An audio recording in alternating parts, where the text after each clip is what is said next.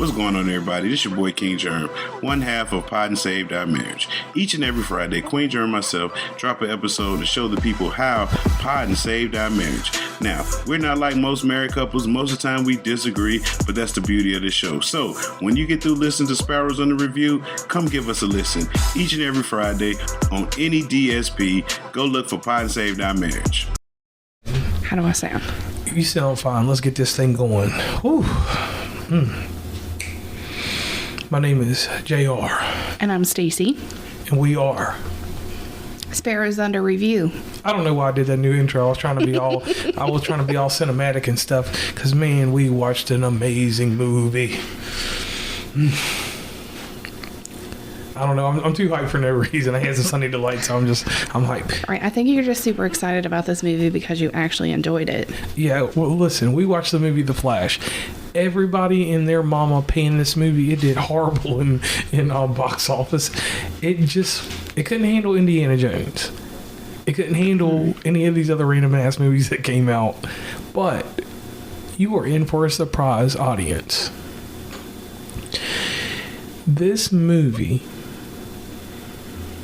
can reach any and everybody that's ever seen any type of DC movie. And if you haven't, you've known the characters, because if you've been alive at least 35 years, you have passed through the original Batman. I'm talking Michael Keaton Batman.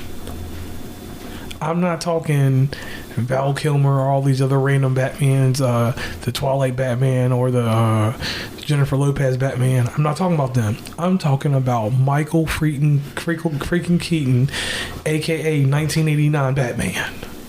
Mm-hmm. And he's in this movie. So my question is, do you think they pulled these people in and paid them, or do you think they pulled pieces from old shows? They pulled, well, some of it I think they probably own the rights to pulled pieces to the old shows and stuff? Yes. I like the way that they did that. I mean, they looked awful young to be current, but with all this AI stuff going on, yeah, you never know. Let me get this out the way. Fucking Nicolas Cage Superman from the ill-fated movie that was a prototype. He was supposed to be Superman in the mid-90s in a reboot of Superman, and they just fucking canceled it. They got fucking Nicolas Cage Superman. Now, how y'all gonna tell me that y'all are not gonna go see that? Because anybody that's a comic book purist or anybody that's into just weird stuff, you know that Nicolas Cage was in the movie. We've all seen the test files. You can look at the pictures online.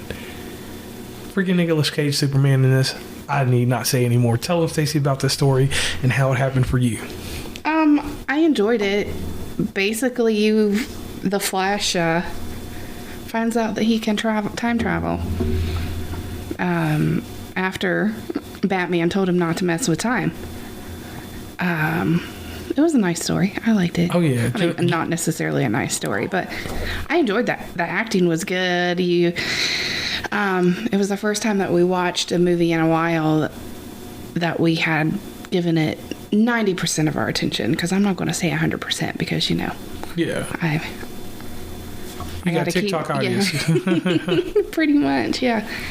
I mean, it's still pretty new, so I don't want to give out a whole bunch of stuff, but I like, from never reading any of the comics or basically understanding what was going on in the movie, it did its job of explaining how he got his powers, events that led from his childhood up until he's an old man. You get the bits and pieces and just enough information to make it make sense. Right. It wasn't overloaded with information, but it wasn't missing a lot of stuff that makes you want to sit there and be like, oh, well, what's going on there? It basically had everything that we ask for in a movie. Right. 100%. I always holler about character development. Mm-hmm. They took the time. The movie's a little long.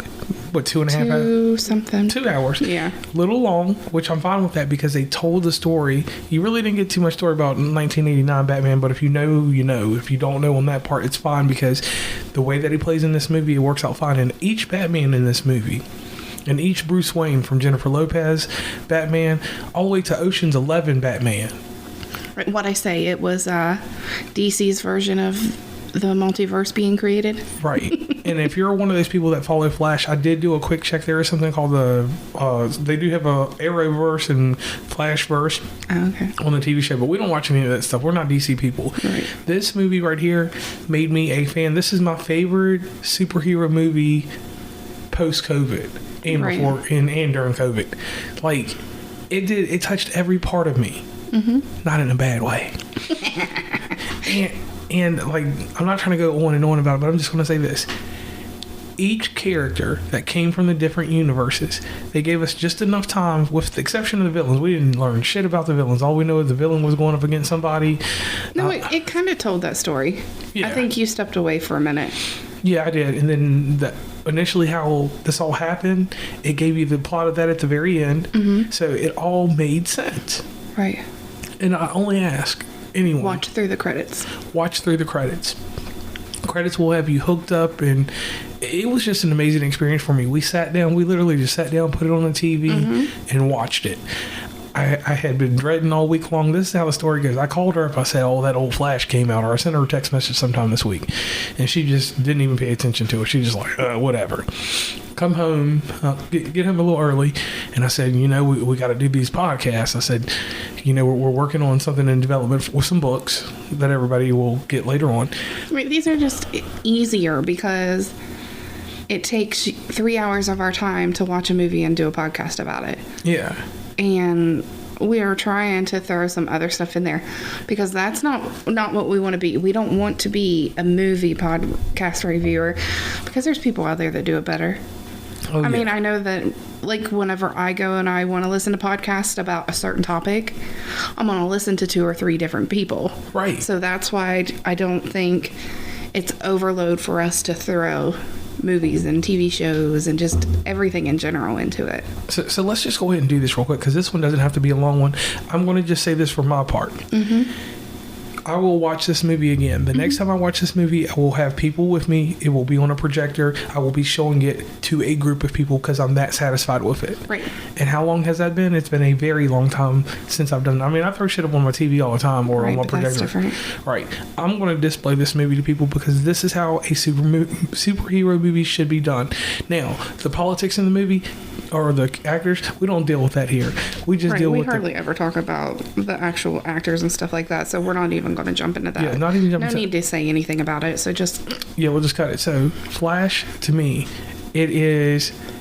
We have our dumpster juice, trash ass, and all that other stuff. We kind of like threw that in the garbage, anyways. Right. So I'm going to give this movie It is the best DC superhero movie. It's better than messing with any of the other movies. Like, I understand people like Aquaman, they like all them Wonder Woman 1984 was trash ass and dumpster juice, and it was a ball of hot fire shit. But anyways, just we enjoyed it and we'll watch it again, basically, is to sum everything up and not make it 10 minutes long. Right. So on that note, I'm JR. And I'm Stacey. And we are Sparrows Under Review.